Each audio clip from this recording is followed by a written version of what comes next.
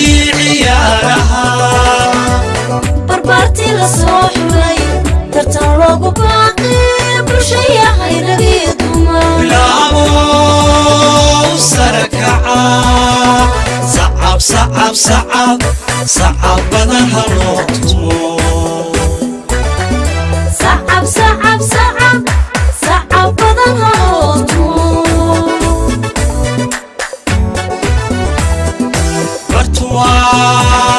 قرون وعدي عيارها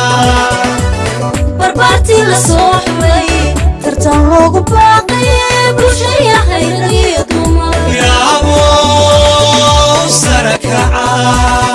صعب صعب صعب صعب بدنها لوطمو صعب صعب صعب صعب بدنها لوطمو halkan maanta aanu joogno Alamsi Stadium garoonkii kubadda cagta ee Burco ma runtii sharaf ay noo tahay waxa ku sugan halkan barasaabkii gobolka Togdheer iyo maayarkii degmada Burco coachkeeni wana Jaakaraacin iyo Xasan Raacade runtii waa arkaysaan inay mas'uuliyiintii ugu sareysay gobolka iyo kuwii degmada ugu sareeyay inay taageerina joogaan imadan buu garoonka soo noqnoqday maartay hadalkiisu oo warbaahinta laftiinu dee soo duubteen laakiin waa aragtaan maanta aan u dhannahay in garoonkii wax laga qabto oo doorkii gobol ahaan iyo degmo ahaan aan leenahay garoonkan waa aragtaanoo roogiisii wuxuu ahaa garoonkii ugu horeeyay ee miisaaniyadda la geliyay rooga dowladda dhexe garoonka Burco nasiib darro wuxuu noqday garoonkii ugu dambeeyay haddana la dhigo taasi kole anagu dadaalkeega berigii wasiirkii wasaaradda dhalinyarada ciyaaraha cabdi siciid faahiye joogay Ibraahim Galiley may suuro gelin oo dee roogii waa yaallaa wasiirkana waan arkay buuri oo u yaallaa laakiin intaaba dee waxba kama ogeen maayarka magaalada iyo barasaabkii joogay yanagoo xildhibaanadii golaha deegaanka waxba kamaanaan ogeyn runtii roogaa iminkana lafteedana maanaan arag anagu maayarkii barasaabkuna may arag annana maanaan arag laakiin de wasiirka inaan arko haya intii naga saareed annaga maanta waxa loo joogaa aan isugu wada nimi in garoonkii wax laga qabto marka intii nala gudboonid annaga marka wuxuu maalinkan doonayaa inaan ka sheego in maanta laga bilaabo dee aanu ficilkii loo bedelayo oo mas-uuliyiinta gobolkuna nagu hogaaminaya markii degmadu oo aanu samayno wixii dee annaga khuseeya wixii de wasaaradda roogga hadday tahay dhigidda tanaydeega u taallaa marka la dhameeya aan dhamaynaa kolle anigu xildhibaan mubaarag ahaan waxaan ku deeqayaa mushaharkeyga bisha ugu horeysa $500 baan bixinayaa waan dhigayaa moogto aan dhigayaa insha allah maanta waxaa sharafaya inaan soo boqdo garoonkii aan ciyaaraha ka bilaabay taariikhda sheegi maayo laakiin aad iyo aad baan ugu farxsanahay inaan maanta soo boqdo iyadoo dib u habeyn iyo maalgelin dambe hadday tahay heer dowlad iyo heer degmo iyo heer qof kaliba ay dadku diyaar u yihiin inay wax ka qabtaan aniguna sidaa uu xildhibaanku sheegay uu $500 ku maadsan yahay anna $1 baan ku darayaa roog saalan sheegay roogayna wuu yaalla waa dhigayaa wixii kalena dee waxaa ka hadli doona qorbajoogana wuu joogaa laakiin meeyarkina wuu joogaa barasaabka wuu joogaa iyagaa inta kalena inoo dhammaystiri doona idinkuna aad iyo aad ba mahadsantihiin sida fiican hada jeer maaragtay ugala dardaarantaan dadka deegaanka iyo dalka qorbajooga intaba TV-ga laga socdaa saad jeer uga qeylisaan ay idin dhibayso iminkana garoonku si fiican buu already wax badan oo caynkaas ma qabo wuxuu baahan yahay tafatirid iyo intii yareeda kale u baahneed intaan waa dhameynayaa idinkuna waa kaas garoonka waa taaladinaysa idinkuna si fiican maaragtay in loo shaqaysan baa loo baahan yahay hadday tahay saxaafadda iyo hadday tahay dhalinyarada iyo hadday tahay shacabka magaaladuba waa inay qofkii contribution ku darsanaya marka hore dhisayna xildhibaanku aad buu gacan uga qaatay anaguna waanu kula wadnay ciyaarihii gobolada waxaa ka dhacay halkan ciyaarihii gobolada ugu fiicnaa ee ka dhacay Somaliland waad ogeydeen worldwide bay ahayd meel baa ka daawanayay Australia laga daawanayay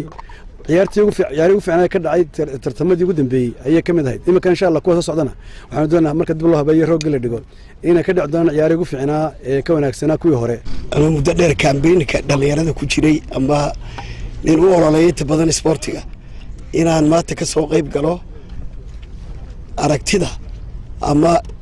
dib u dayactirka la doonayo in lagu sameeyo maanta iyadoo ay joogaan xildhibaan bidhi koojka dunida ugu caansan weliba rikoodhada ugu wanaagsan dunida haysta jaamac xamuud aadan jaamac karaacin barasaabkii gobolka ee cusbaa iyo maayirkaba waxaan aad ugu faraxsanahay inaan indhahayga ku arko wax badanood soo duubteen oo mararka qaar aanan daawan karayn maanta waan arkaa indhaha aad baan u siin karaa anuu ma garanayo meelihii lasoo duubi jiray runtii ma fahmayo laakiin in la nadiifiyey maalin dhexdaas oon xildhibaan mubaarigii aan arkayey tv-ga ku arkayna wataana waan xasuustaa aad iyo aad baan ugu faraxsanahay anuu ninkii ugu horreeyey somaliland roog keenaan ahay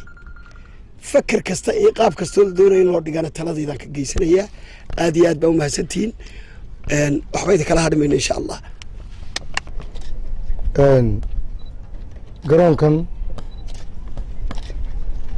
sida looga dayrinayana maaha in badan waxay ahayd uun ka kacaydu malaa waxaa ugu qaylo badnaa waan maynaya abtigeyga in yar gaabano wuxuu islaamin war meesha waxa laga qabto ujeedooyintaasi laakiin garoonka keliya wuxuu u baahan yahay in rooggii la dhigo wuu habsaamay khayrkii waxaa ka reebay raggii kontraaga qaatay baa yaa garoomadii kale ka reebay garoonka dhalinyarada dhibaatada haysatay ugu badanna waxay ahayd markay arkeen garoonkoodii iyo garoomadii kale gobolada oo dhan oo rooggi la dhigay oo garoonkoodiina weli ay siigadii ku ciyaarayaan saluuga ugu badan halkaasu ka yimi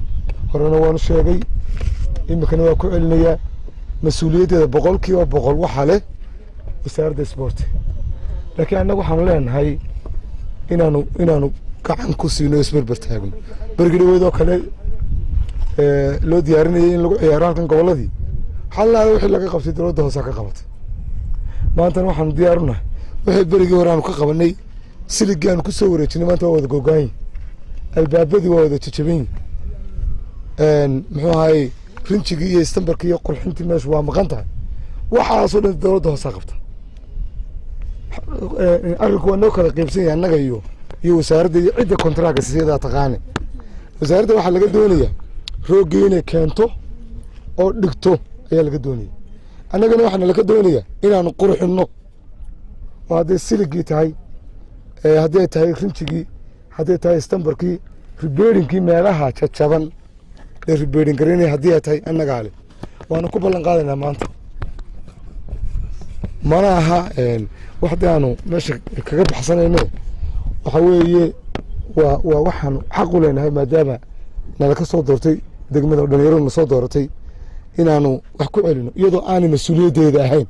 waan ku celcelinaya in badan waayo dadku ma fahamsanaa inaanay mas-uuliyadda dowladda hoose garoonku inaanu ku jirin dadku ma fahamsanadee lakiin hati wax baa leeyay maayarkii mee dowladdii hoose meeday unbaa la leeyahy waxaan hada jeer ugu celcelinayaa waxaan u geysanaa ee aanu ku tarnaa garoonka inay tahay waxaan dhallinyaradeeda iyo carruurteeda ula dan leenahay inaan wax ugu qurxinno laakiin mandate aan anagu leenayna waase degmadayadii waa ka qayb qaadanaynaa masidaa xildhibaan waa dhiiran yahayo isagoo mushaharkiisaba ku ballan qaaday xildhibaano kalena waa joogaano iyaguna waa diyaar laakiin marka laysku soo duuduubo garoonkan wixii ka dhiman annagaa tuurta ku qaadnay annagu wasaaraddu markay halkaa timaado ee roogga keento ee dhigto wax allaale wixii ka dhiman annagaa leh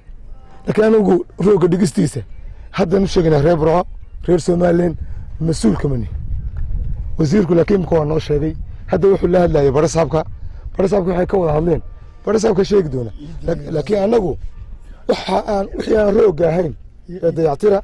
ee qurxina ee albaabaa ee daaqada annaga ka mas-uul runtii maanta halkan waxa aynu